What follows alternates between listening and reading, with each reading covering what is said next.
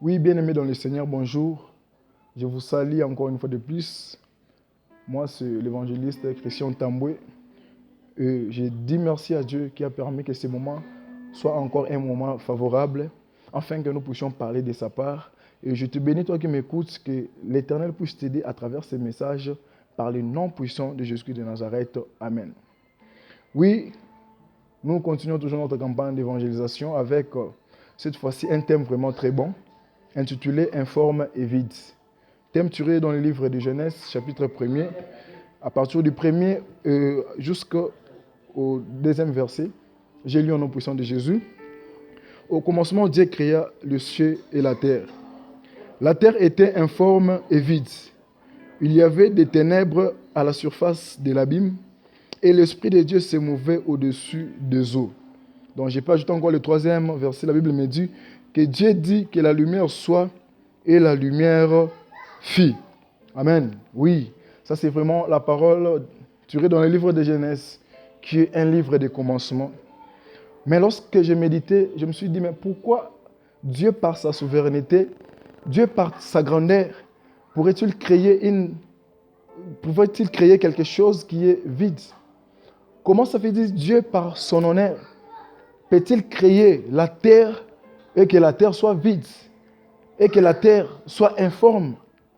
Je me suis posé beaucoup de questions et j'ai compris que non, en réalité, Dieu n'a pas créé la terre informe et vide. Non.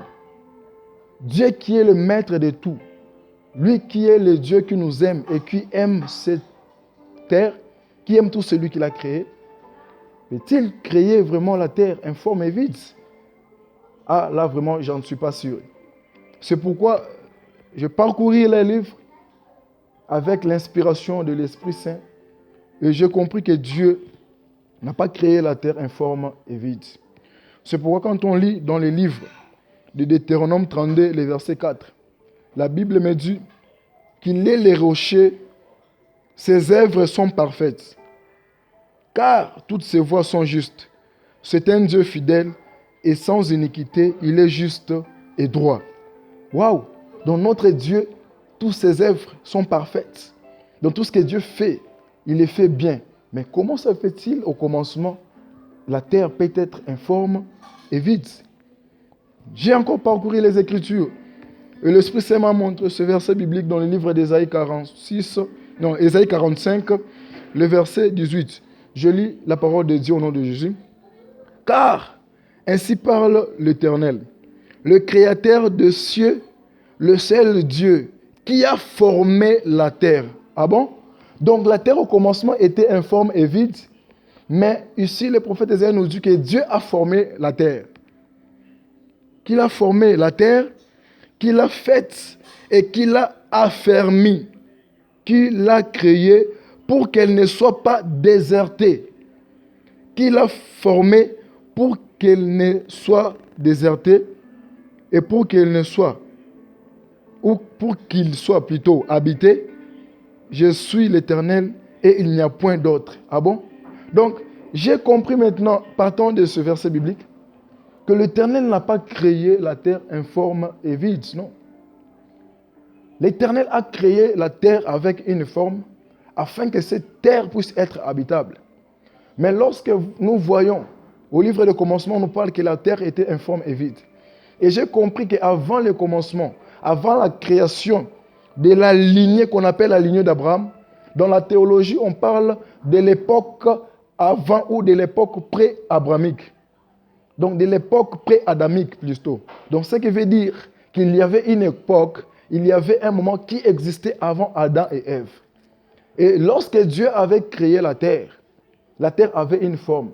Et pendant ce moment-là, pendant l'époque pré-adamique, il y avait ce qu'on appelait la rébellion céleste. Oui, il y avait une rébellion qui s'était manifestée au ciel. Et la rébellion était causée par l'ange de la lumière qu'on appelait Lucifer. Donc l'ange de la lumière qu'on appelait Lucifer, que nous reconnaissons aujourd'hui au nom de Satan. Donc lorsque Dieu créa la terre, il créa le ciel. Cette terre-là avait une forme. Mais à cause de la rébellion de Lucifer, à cause de la rébellion de Satan, lorsqu'il a été précipité ici sur la terre, c'est à ce moment que la terre a été dévastée. C'est à ce moment que la terre a changé la forme initiale que l'Éternel avait mise en elle. Oui. C'est pourquoi ce matin, à travers de ces messages, j'aimerais te dire une chose. Que lorsque Dieu t'a créé, Dieu te connaissait déjà la manière dont tu dois être. Lorsque Dieu t'a créé, il avait déjà créé ta destinée et vers ton élévation. Mais aujourd'hui, tu n'as pas de forme. Aujourd'hui, tu es une personne bouleversée parce que, oui, il y a eu quelque chose qui s'est passé en amont pour que ta vie puisse rester telle que tu es. Il y a eu quelque chose qui s'est passé en avant pour que ta vie puisse être dévastée aujourd'hui. Mais à cause de cet amour-là que Dieu avait, il a accepté d'envoyer son Fils unique sur la terre afin que quiconque croit en lui ne périsse point, mais ait la vie éternelle. Or, la terre qui était informe et vide, Dieu dit que la lumière soit et la lumière fut. Donc, au départ, c'est Lucifer qui avait créé cette dévastation qui a permis que la terre puisse ne plus avoir la forme. Et Dieu, par son amour, Dieu, par sa souveraineté, il a accepté de pouvoir venir changer cette terre-là, qui n'avait pas de forme, qui était vide, afin de pouvoir lui donner la forme, afin de pouvoir créer l'homme maintenant pour que l'homme puisse habiter sur cette terre-là. Laisse-moi te dire, mon frère, ma sœur, que tel que tu es là, dès le départ, Dieu te connaissait. C'est pourquoi il dit dans le livre de Jérémie que tu as été choisi depuis le ventre de ta mère et moi, Dieu, je t'ai choisi comme étant prophète des nations. C'est pourquoi en ce moment, je te dis que lorsque Dieu t'a créé, il t'avait créé déjà avec une bonne destinée. Mais à cause des rébellions, à cause des mauvaises habitudes, à cause des péchés, à cause des mauvaises marches avec ton Dieu, c'est pourquoi ta vie n'a pas de forme. Mais le Dieu Tout-Puissant qui vous aime, qui a envoyé son Fils, Jésus-Christ, ici sur la terre, quiconque croit en lui, quand tu accepteras de croire en Jésus-Christ en vérité, à ce moment-là, tu verras le Dieu, lui qui est le Dieu des esprits et des prophètes, va changer ta vie et te montrer réellement ce qui est ta destinée. La terre informe et vide. Dieu, par sa souveraineté, peut-il créer quelque chose qui n'a pas de forme? Dieu, par sa grandeur, peut-il créer quelque chose qui n'a pas de l'importance? Non. Il dit que non, j'ai de bons plans pour vous.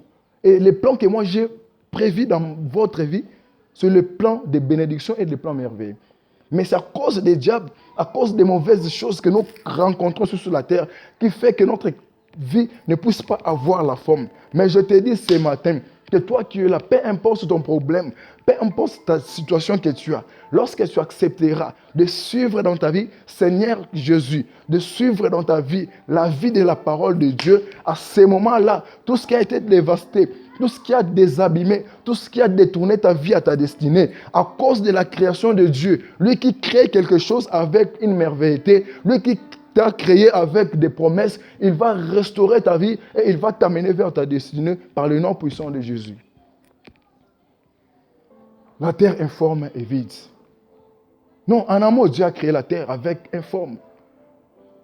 Mais à cause de la rébellion, la terre était devenue informe et vide. C'est pourquoi je te dis qu'à chaque moment que tu sors dans la présence de Dieu, ta vie n'est plus stable.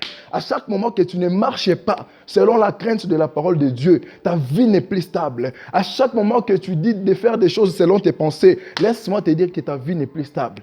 Mais lorsqu'on laisse Dieu faire sa part, lorsqu'on laisse Jésus-Christ de régner dans nos vies, on laisse l'Esprit de Dieu faire sa part dans nos vies, laisse-moi te dire, en ce moment-là, nous avons la forme et nous avons la capacité de faire réellement ce que Dieu nous demande. Et nous arrivons à notre destinée. Dieu ne peut pas créer quelque chose qui n'a pas de sens, non. Dieu nous crée tous avec des promesses. Il nous crée tous avec des capacités. Il nous crée tous avec une dimension spirituelle que lui a voulu. Mais c'est à cause de la rébellion de ce monde qu'on est en train de rencontrer des moments difficiles. C'est à cause de la rébellion de ce monde qu'on est en train de surpasser les moments très compliqués. Mais lui qui est au Shamassia, c'est pourquoi l'Éternel dit, Jésus disait dans le livre de Luc, il dit que non, j'ai vu, oui, j'ai vu les diables être persécutés. Je vis les diables être persécutés du ciel comme étant un éclair ici sur la terre. Mais je vous ai donné, vous, la force de pouvoir régner au-dessus des serpents, de pouvoir marcher sur les scorpions, de pouvoir marcher tous au-dessus de l'esprit du diable. Donc tu as la capacité, ma sœur, Tu as la capacité, mon frère, de marcher sur toutes les circonstances de ta vie à cause de la capacité que Jésus a mis en toi. C'est pourquoi ce matin, j'aimerais qu'il y ait une personne qui est prête à accepter le Dieu dans sa vie, à accepter Jésus-Christ comme Seigneur et Sauveur. Laisse-moi te dire qu'au moment où je parle, ta vie a une forme. C'est Jésus qui donne la forme dans la vie d'une personne. C'est Jésus qui donne la forme qu'il veut pour que la personne puisse y aller, faire ce qui est sa volonté. C'est pourquoi il dit dans sa parole que quiconque croira en moi, la personne la fera des choses plus que même ce que moi j'ai pu faire. À cause de la parole de Dieu, à cause de Jésus-Christ dans nos vies. C'est pourquoi il dit dans les livres de Galates qu'il n'y a plus ni juif ni grec, mais tous vous êtes revêtus, tous vous êtes nés dans le nom puissant de Jésus. À cause des noms de Jésus, la vie qui n'avait pas de forme a commencé à avoir des formes. À cause des noms de Jésus, la vie qui n'avait pas de sens a commencé à avoir le sens. C'est pourquoi j'ai dit à quelqu'un ce matin que donne ta vie à Jésus et tu auras la forme que l'Éternel a déjà destinée dans ta vie. Donne ta vie à Jésus, tu auras la destinée que l'Éternel avait déjà prévu pour toi et pour ta famille, parce que lorsqu'il t'a créé, il t'avait déjà créé avec une capacité et une forme qu'il a voulu que tu puisses être ici sur la terre. Oui, le Dieu est bon. Notre Dieu est bon. Il ne peut jamais créer quelque chose qui ne donne pas de l'importance, non. Dieu crée quelque chose avec importance. Lorsque Dieu te crée, il t'envoie ici sur la terre. C'est parce qu'il a une mission qu'il doit accomplir avec toi. Mais si tu vis des moments difficiles, si tu vois que non, tous les gens t'ont délaissé et que tu n'as plus la force, sache que c'est juste un moment parce que ta vie maintenant n'a pas un peu de forme. Ta vie maintenant n'a pas de forme à cause des tribulations de ce monde. Mais lorsque Jésus-Christ de Nazareth se relèvera dans ta vie, il va te rendre à ton état initial, là où il avait déjà classé ta destinée. Et tu vas aller et entrer dans ta destinée à cause de Jésus-Christ de Nazareth, à cause de Dieu, à cause de Jésus que tu sers jour et nuit. Il ne t'abandonnera jamais et il fera ce que le jour viendra où le moment s'accomplira, dont toi tu verras la main de Dieu. C'est pourquoi il dit dans le livre d'Hébreux 11, il dit que non, hors ça l'enfoi, personne ne peut être agréable à Dieu. Il faut que la personne qui vient vers Dieu croit que Dieu existe et il est le rémunérateur de tout celui qui cherche sa face. À chaque moment que tu cherches Dieu dans ta vie, même si le monde ne voit pas, même si le monde ne t'accepte pas, laisse-moi te dire que le Dieu qui rémunère, le Dieu qui est le rémunérateur de tout celui qui cherche ta face, va te payer un jour. Il va te récompenser à cause des services que tu as fait par rapport à ce Dieu-là. Sois béni au nom puissant de Jésus. Un message qui est clair. Une pensée spirituelle qui est simple. Je te bénis vraiment en abondance en ce moment.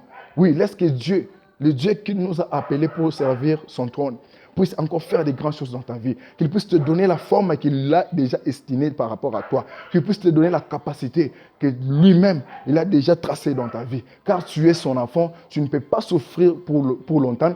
Tu ne peux pas rester dans les liens sataniques pour longtemps. Tu ne peux pas rester dans les liens, dans la loi de la famille pour longtemps. Non. C'est pourquoi le prophète Michée dit, dans le livre de Michée 4, le verset 2, il dit que de Sion sortira la loi, mais de Jérusalem sortira la parole. Or, toutes les lois qui ont été prescrites dans nos familles, nous avons marché devant, au-dessus de ces lois, à cause de Jérusalem, qui est Jésus-Christ de Nazareth. Or, la parole qui est sortie de Jérusalem, c'était la parole que Jésus a dit sur la croix de Golgotha, que tout était accompli. Et Dieu a accompli tout dans ta vie à cause de cette parole. À cause de cette parole que tu écoutes en ce moment. Laisse que ta vie puisse avoir la forme. Laisse que le Dieu des esprits et des prophètes puisse encore t'amener dans une dimension élevée dans ton ministère. Qu'il puisse encore t'amener dans une dimension élevée dans ta famille, dans tes entreprises, dans tout ce que tu vas faire. À cause de cette parole, que Dieu donne la forme dans ta vie. Que Dieu t'élève et que Dieu change la situation que tu es en train de vivre par le nom puissant de Jésus-Christ de Nazareth. Amen. Oui, sois béni. Je t'ai béni encore une fois de plus. C'était juste ça, la pensée que Dieu avait mis en moi pour que nous puissions partager. Ne crains pas ma sœur, ne crains pas mon frère. Ce sont des situations de la vie, mais ça passera.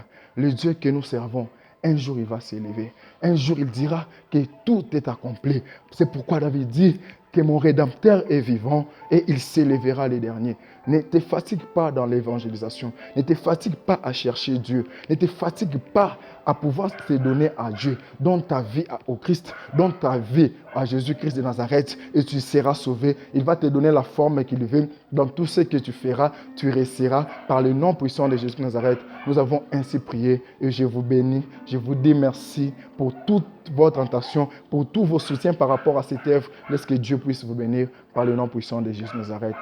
Amen.